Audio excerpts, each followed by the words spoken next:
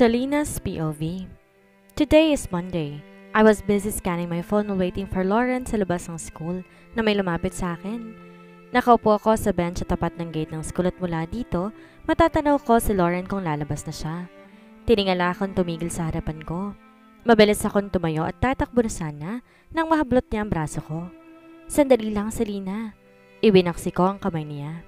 Don't touch me. Tumango siya at saka muli akong tinignan. Let's talk. No! Akmang aalis na ako ulit nang tawagan niya ako tarangin. Selena, tinignan ko siya na masama. Umalis ka dyan. Just give me 5 minutes. Kahit isang segundo pa yun sinabi kong ayoko. Nagsimula ako maglakad papalayo. Pupuntahan ko si Kyle.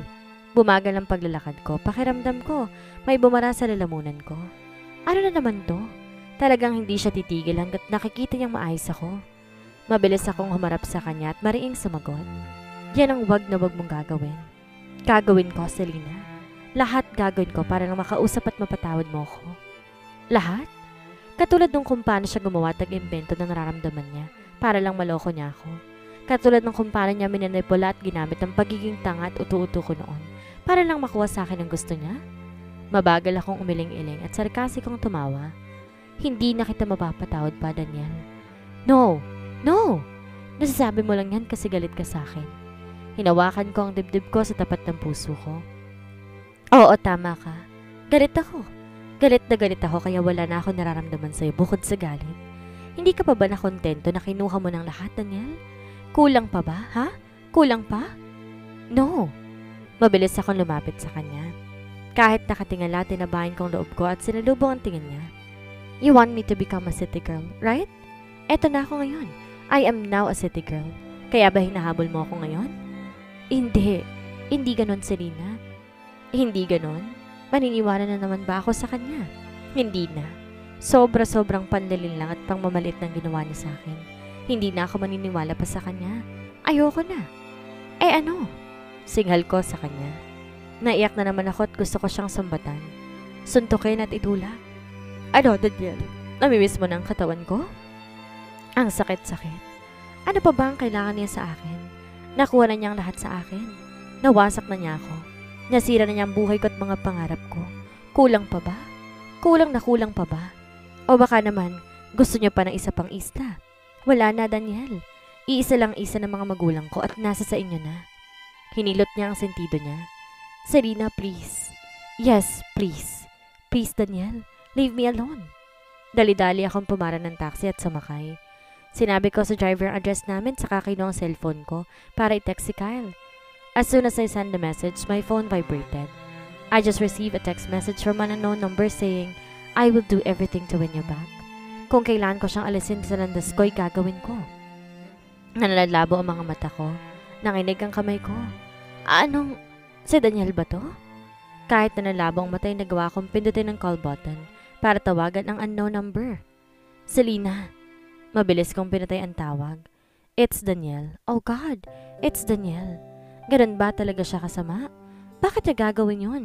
Makakaya niya bang gawin yun? Makakaya niya bang malakit ng ibang tao para lamang sa akin? Umiling-iling ako. I can't believe I fell in love with a man like him.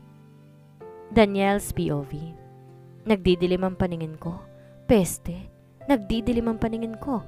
Gusto kong kunin ang buhay ng sakal, si Policarpio, pero may kasama siyang bata ngayon. Sinundan ko ang kotseng minamaneho niya. Ilang minuto matapos umalis si Selena, dumating si Policarpio at tamang-tama, lumabas ang isang babaeng kamukha ni Selena. Kumuyom ang kamao ko habang mahigpit na nakahawak sa manibela. Sinong batang yon? Anak ba nila? O anak namin ni Selena? Binuntutan ko ang kotse. Mabagal ang takbo nito. Kailangan kong malaman kung sinong batang yon. Kung anak namin siya sa Selena, kailangan ko siyang kunin para sumama sa akin sa Selena. Gagawin kong lahat. Lahat. Kahit pa sabihin ng ibang nababaliw na ako. Mas lalo ako mababaliw kung hindi sa akin sa Selena. Masisiraan ako ng bait. Nawawala ako sa sarili. Kailangan ko sa Selena. Kailangan ko siya. A loud ring from my phone brought me back to my senses. Napakurap ako. Kinuha ko ang earbuds ko na nakakonekta sa cellphone ko at saka sinagot ang tawag. What is it? You're not taking your meds. Umikot lang ang mata ko. Pakialam ko sa pesting mga gamot na yan. Sisiriin ang kailangan ko at hindi ang mga gamot na yan. I'm busy, Danny. What? Wait, where are you, Daniel? Hindi ka rin daw pumunta sa check-up mo kanina. Bumuga ako ng hangin. I don't need check-up and meds, Danny. Sisiriin ang kailangan ko. Damn your obsession, Daniel. Pinatay ko ang tawag sa hinanap ang kotse ni Policarpio. Napangisi ako at saka binilisan ng pagpapatakbo. Nasa likuran to ng truck na mabagal ang takbo. Tumingin ako sa paligid. Kakaunti ang mga sasakyan sa parting ito. Nang halos dumikit ng kotse ko sa kotse ni Policarpio, medyo binagalan kong takbo. Pinatok-patok ko ang daliri ko sa manibela at saka binuksan ang cellphone ko at nag-play ng music. I was banging my head to the beat when I felt a sudden pain in my head. Oh my! Napahawak ako sa ulo ko. Peste! Bumigat ang paghinga ko at nawala ako sa focus. I did not even notice na napakan ko ng accelerator. Iniuntog kong ulo ko sa sandalan saka ako tumingin sa unahan. Nanlaki ang mata ko na makitang bigla na lamang nag-red light. I was able to step on the brake but it's too late. I felt the impact of hitting my car against the car in front of me. Kasabay nun ang pagkauntog ko ng malakas sa manibela at pagdilim ng paningin ko. Selena's POV. Nagising ako sa malakas na katok at hiyaw ni Manang Luing sa labas ng kwarto. Bumangon ako at sinulyapan na suot kong rilong pambisig. 5 p.m. Wala pa ba si Kyle? Bakit parang ang tagal naman yata nila? Naalala ko bigla ang nangyari kanina. Ang sakit at galit na naramdaman ko na makita ko ulit si Daniel at nang marinig kong sorry niya. Sorry? Sarcastic ako natawa ng mahina. He really thinks that I'm that stupid. Tumayo ako at lumapit sa pinto. Pakamot-kamot sa bata at tinignan ko si Nana Huling. Nay, ano hong problema? Naalarma ako na makitang halos namamaga ang mga mata niya at umiiyak siya. Ano nangyari, Nana Huling? Tumingin ako sa paligid. Nasaan si Kyle at Lauren? Si Gavin lang narito kasama ang yaya niya at nasa may hagdanan sila. Selena, ang iyong mag-ama. Binandol ng kaba ang dibdib ko. Si Lauren, si Kyle, ano nangyari sa kanilang dalawa? Naaksidente sila bait. Suminghap ako. Lakad takbo akong pumasok ng kwarto ko at kinuha ang pouch ko. Sa ospital sila naroon na nahuling. Lakad nagpo ko nilapitan si Gavin. Hinagkan sa noo. Hinarap kong yaya na. Mag-overnight ka muna ngayon para may kasama si Nana Huling at Gavin. Sige ma'am. Inanap ko ulit si Nana Huling. Halos nanginginig na mga kamay ko. Sang ospital ho? Nazareth Medical Hospital bait. Mabilis akong tumakbo papalabas ng bahay.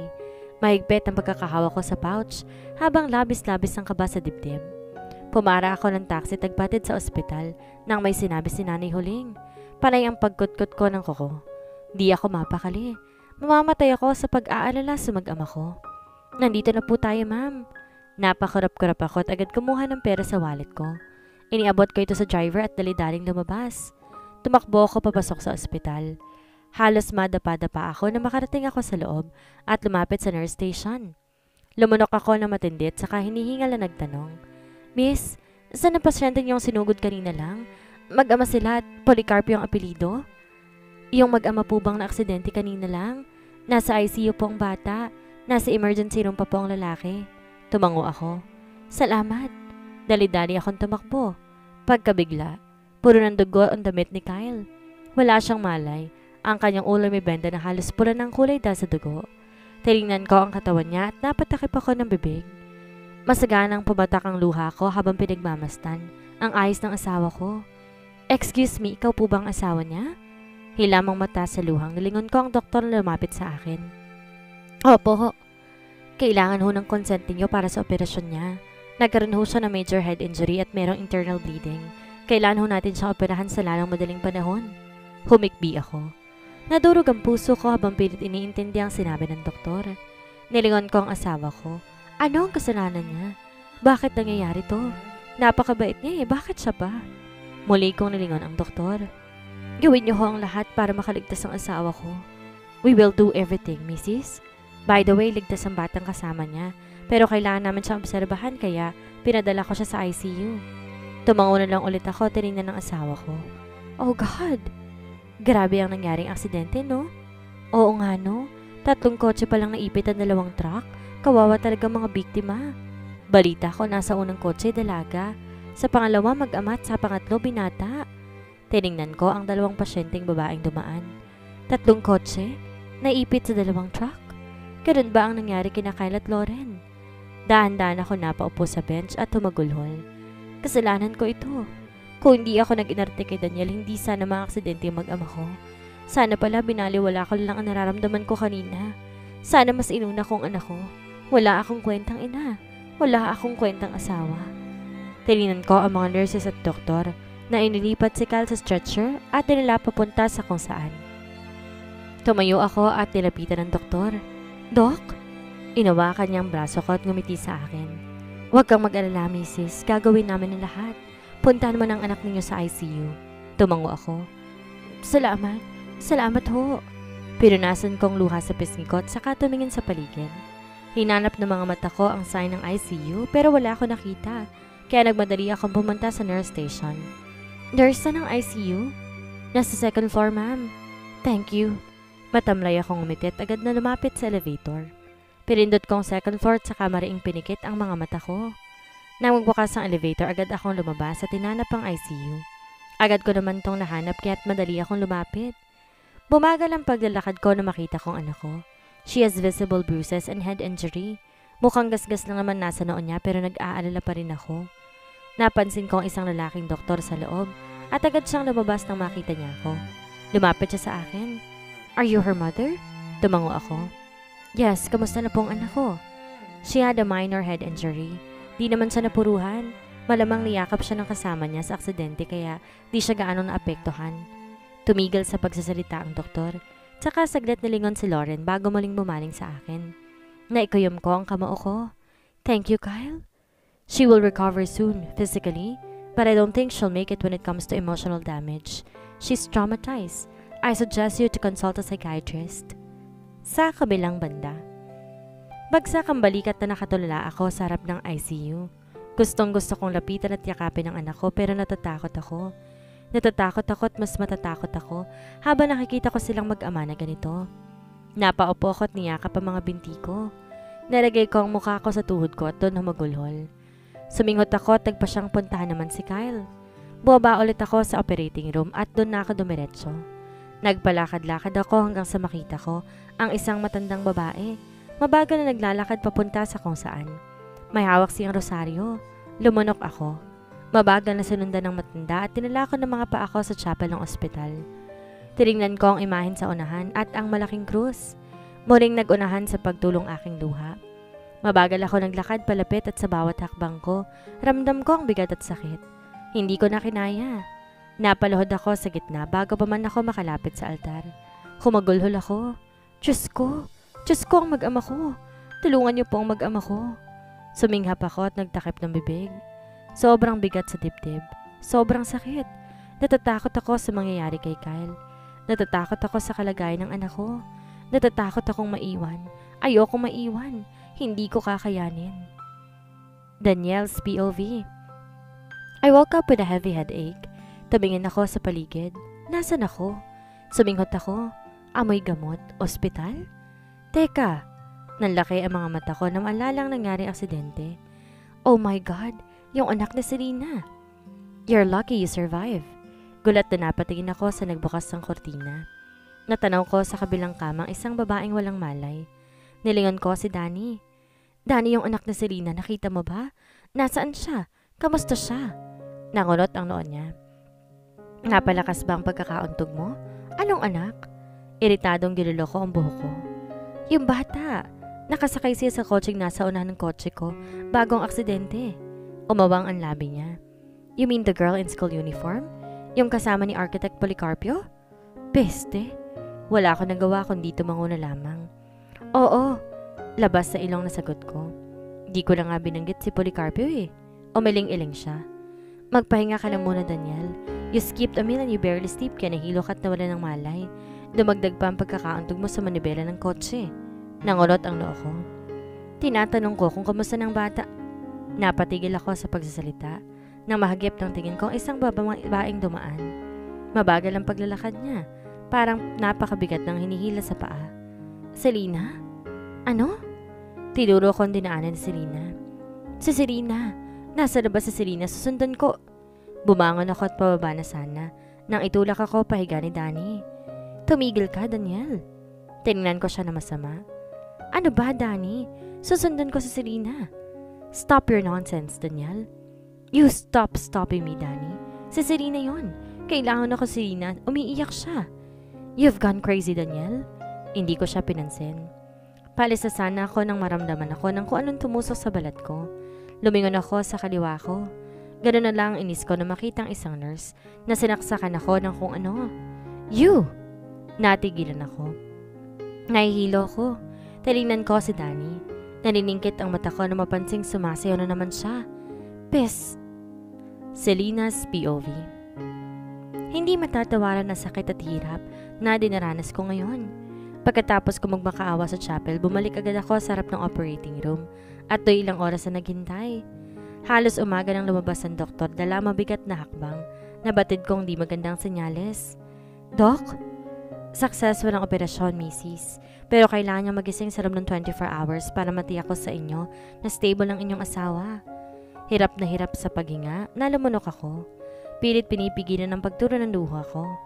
Ibig sabihin ng doktor may posibilidad na bumigay ang asawa ko at di na magising. Ang sakit-sakit. Tumango ako. Salamat ho. Nang umalis ang doktor, tinignan ko ang asawa ko mula sa labas ng operating room. Inaayos ng mga nurses na naiwan. Bumuntong hininga ko at pinunasan ng basa akong pisngi. Kailangan ko naman ngayong pumunta sa police station para malaman na nangyari. Sumilip muna ako kay Lauren bago lumabas ng ospital. Na nasa labas na ako'y agad akong pumara ng taxi. Nagpahatid sa pinakamalapit na police station. Mabagal ako naglakad papasok sa loob. Marami mga mesa sa loob pero ang 4 na lalaki lang nandito. Lahat sila naka-uniforme. Napansin ako na isang pulis. Tumayot at lumapit sa akin. Magandang umaga, ma'am. Ano pong sadya? Tungkol sa aksidente kahapon. Gusto ko lang malaman ng details tungkol doon. Kasama kasi sa aksidente ang mag-ama ko. Sure, ma'am. Kay chief po tayo. Tinuro niya ang chief of police na agad tumayo. Na makalapit ako sa chief, tinignan ko ang pangalan sa uniforme nito. Baltazar MF. Maupo ka, ma'am. Tumango ako at agad na naupo. I heard about your husband and daughter. I hope they're fine. Seryosong saad ni Chief Baltazar. Matamlay akong tumango. Ligtas sila pero parehong hindi maayos. Tumango-tango lamang siya. Regarding your concern, 3 kotseng naipit sa 2 truck. Close ba ng nasa unahan, 10-wheelers ang nasa huli. Nawalan ng kontrol ang driver ng 10-wheelers kaya sumalpok to sa mga kotseng nasa unahan na sumalpok naman sa close van. Nag-red light kasi bigla kaya tumigil ang mga sasakyan sa unahan. Dumunok ako. Nasaan ang driver ng 10-wheelers? He is behind bars. Humarap na siya sa patong-patong na kaso, lalo pa nga't lumabas sa investigasyon na medyo nakainom ito. Naalala ko pa ang narinig kong usapan ng matatanda sa ospital. Tumikim ako. Alam kong sa doktor ko dapat itanong pero sigurado naman ako. Alam nyo kaya tatanungin ko na rin. Kamusta ang iba pang mga biktima? Their families came here yesterday. Dead on arrival ang babae. Tapos yung lalaki naman injured ang braso at mga minor injuries ang natamo. Hindi kasi nakasipit ang lalaki kaya swerteng nawala ng malay at tapahiga sa passenger seat bago pa bumangga ang kotse nito. Tumango ako. Mabigat ang paghigop ko ng hininga dahil sa nangyari. Hanggang doon lang masasabi ko sa iyo, ma'am. Confidential na kasi yung iba pang detalye. Dugtong ni Chief. Matipid akong umiti. Salamat ho. Tumayo ako takmang tatalikod na magsalita ang polis.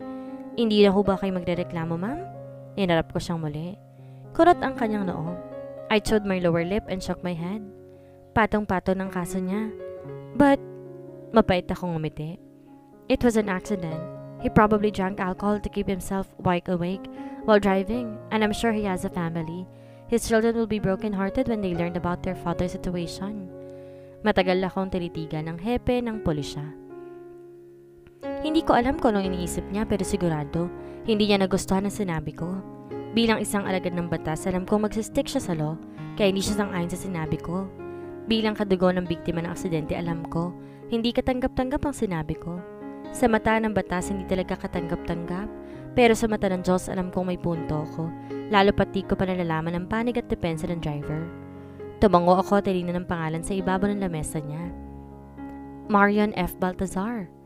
Ikaw pa lang nagsabi niyan, ma'am. Sa ilang taon ko sa serbisyo kahit pare o pinakarelihiyosong tao, hindi ko narinig yan. Sa'yo lang talaga. Di makapaniwalang sambit ni Chief Baltazar.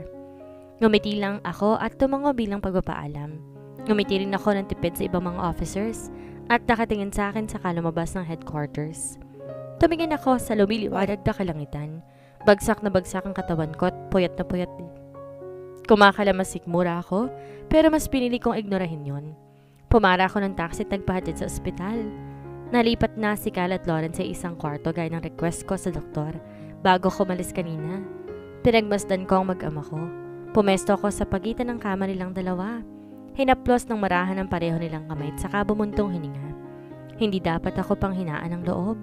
Hindi dapat makita ni Kyle at Lauren na ganito ako. Kailangan kong maging malakas para sa kanila. Marahan kong hinaplos ang tiyan ko. Kailangan ko maging malakas lalo na't may buhay sa sinapupunan ko. Daniel's POV. Tirik na tirik ang araw pero dilat pa rin ang mata ni Danny at binabantayan ako. Nakauwi na ako sa bahay dahil bukod sa minor injury lang naman ang tinamo ko, may sarili akong doktor. Iritadong ginalaw kong kamay ko tinignan ng posa sa kaliwang kamay ko na nakakabit sa kama habang ang kanang kamay ko'y may mali. Pwiste talaga. Danny naman, alisin mo nga to. Para matakasan mo ko? Wag na uy. Nagtiimbagang ako. Kailangan kong puntahan sa Serena. Peste naman Daniel. Tigilan mo nga muna yung kakaserina mo. Pinabayaan mo na nga ang sarili mo eh. Paano kung mamatay ka sa katarantaduhan mo? Danny, napipiko na ako sa'yo. Di na siya sumagot dahil biglang bumukas ang pinto ng kwarto ko. Pumasok si Jacob at Kiko. Humagalpak ng tawang dalawang sira na makitang nakaposas ako. Ano nangyari sa'yo bro? Siyang-siyang tanong ni Jacob. Ano yan? Matindi na bang sira sa pag-iisip kaya kailangan ng iposas? Gatong naman ni Kiko. Naiiling na sumagot si Danny. Nabuwang na ng tuluyan. Ayaw tigilan sa Serena. Umiwas ako ng tingin. Siyempre alam nilang pinagagawa ko. Mga chismoso kasi. Bro, masakit ang ginawa natin kay Serena. Bakit di mo nalang pakawalan? Matalim na tingin ang ipinukol ko kay Kiko. Pakawalan? I love her bro. How can I give up? Di na siya sumagot. Tinapik naman ni Danny ang balikat ni Kiko. Kamusta pala si Clyde? Maya-maya tanong ko nang kumalma ang galit ko. Wala pa rin naaalala. Mukhang permanente na nga amnesia na isang yon. Di na ako nagsalita. 3 years na wala si Clyde at nang mahanap namin siya wala siyang maalala. Natagpuan namin siya sa isang barangay sa probinsya ng Batangas. Kasama niya isang babaeng pilit na pinaglalaban sa amin na asawa niya si Clyde. At ngayon siya ang pinaniniwalaan ni Clyde. Sira rin kasi ang isang yun eh. Halos magbakaawa na si tita sa kanya pero walang pakialam. Bumagsak ang balikat ko. Naalala ko na naman si Serena. Kailan kaya niya ako mapapatawad? Ano ang gagawin ni Serena sa sinapit ng kanyang anak at ni Kyle? Malaman kaya niyang pinagmula ng aksidente? Yan po ang ating aabangan sa susunod na kabanata.